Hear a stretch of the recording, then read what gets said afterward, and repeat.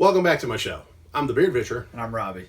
and on this episode, we've got the Sierra Nevada Estate Series.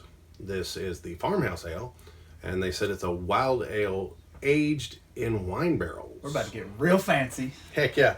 It's got the cage and all of that. Look at that.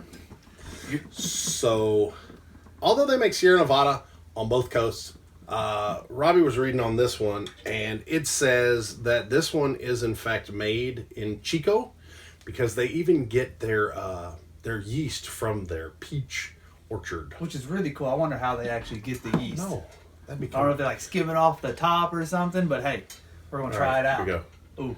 I'm going to do it.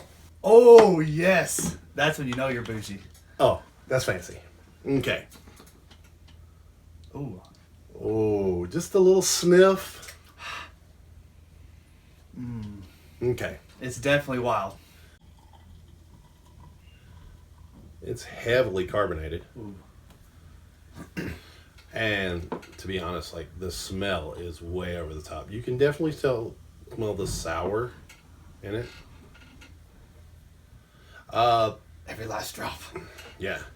We poured a little extra for the studio audience there. Now, the head goes away quick, Oh. like with most farmhouse ales tend to. I know somebody's going to say we didn't use the right glassware, but these are sample glasses, and If we're going to be bougie, we can be bougie on our own. what's up, you know? You know what I mean? So let's see what we got here.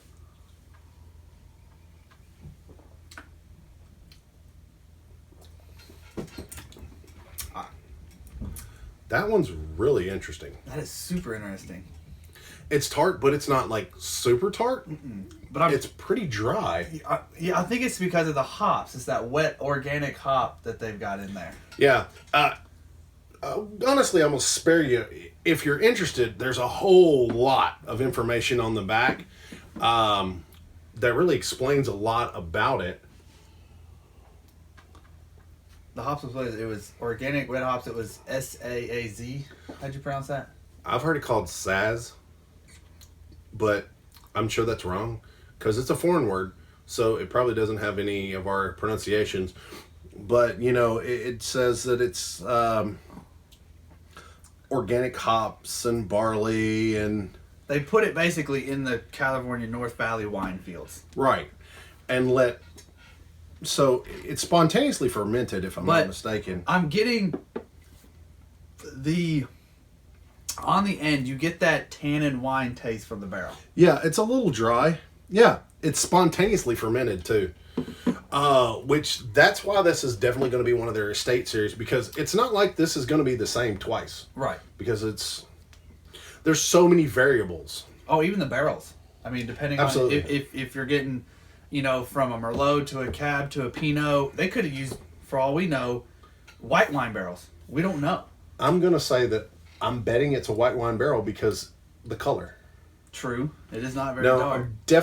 I'm figuring, which I could be wrong, but hey, if by any chance Sierra Nevada sees this, I'm betting this is a Chardonnay. Because of the little oak to it, the little oak Yep. nuance to it. I get that. Hey, I got wine trained. Come on now. That's right. Keep the palate flowing. Okay, so, the taste, it's really out there. It's pretty crazy. But nothing's really overpowering. No. I do want to make that as clear as possible. It's sweet at the beginning. It's dry at the finish. There's no real discernible hop note, but you've got that oaky. There's a little bit of the wine. See, I'm getting this, what they call in Chardonnay, this oaky, but that like buttery, Yes. butternut kind of taste to it right there on the end, which is really weird because I've almost feel like I've had this beer, but I've had the Chardonnay that is in this beer. That's what it tastes like. It's entirely possible. But this is definitely a good sipping beer. Now, this is sold, you can tell right away that it was going to be heavily carbonated because of the way the cork was and everything. And quite frankly, this glass bottle is a beast. This thing is thick. Yeah. It was carbonated very similar to what I would say like a champagne. Right. I looked in here, there's no real discernible sediment. No, and there's nothing floating around. It is a little hazy. Right? But that's the come of the wild Now the thing is if they did this in like a 6-pack, this would be freak show expensive. Oh, you're looking at $100, easy. And the thing is to be completely honest, I don't know that you'd want a whole bunch of them. But it would be cool if they did like a 6-pack, like Pig Sick Estate beer, like each different one, because they're gonna have multiples. That would be cool. That would be very like a variety pack. The only thing that I would say with something like this, I do see how like I would drink one of these entirely by myself, although it is 12.7 fluid ounces, and even at the 6%, a little more, I don't think I don't think I'd get drunk or anything. No, but this is more of a share with some friends. I think it would do really neat as kind of you could use this as like a wine replacement. Mm-hmm. I know this is going to sound very sacrilegious. I could see using this as the loosening agent for a fondue. Oh, easy now. Yeah. Man. Some Gruyere, that kind of thing. Well, I think we've kind of hit the apex of what our limited palates can go with this. So let's go ahead to the Did You Dig It? I dig it. I need dig more. it a lot. Would you have another? Definitely. I think I would. I think this would work really well as a wine substitute. I mean, you could almost, this beer can kind of go, I mean, it's like a good summer beer, but it can also go with food. Mm-hmm. I mean, I could drink that with food. Yeah. It'd be really good with grilled. I don't know that I'd go for heavy things, but... seafood would be amazing. Yeah. Grilled chicken. Yeah. Any kind of spicy things that would really, that buttery taste would just kind of take the spice off your tongue.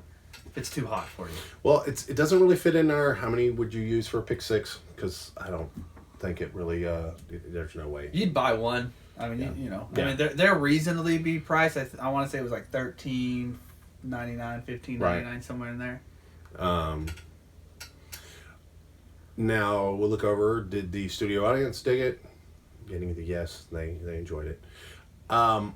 So now I guess it gets down to where we would rate this. Sounds so good. I'm a little stuck between.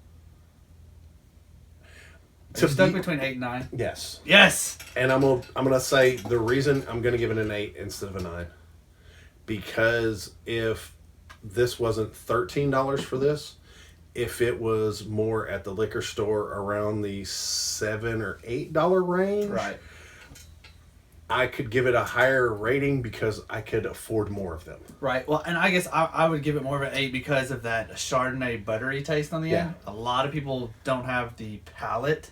Right. For that. A lot of people would get that and they're like, oh, why is I'm getting this? Now the studio audience says 7. Okay. So we're pretty much an 8 on this. Well, there you have it, folks. To your next beer adventure. Cheers. Stay bougie.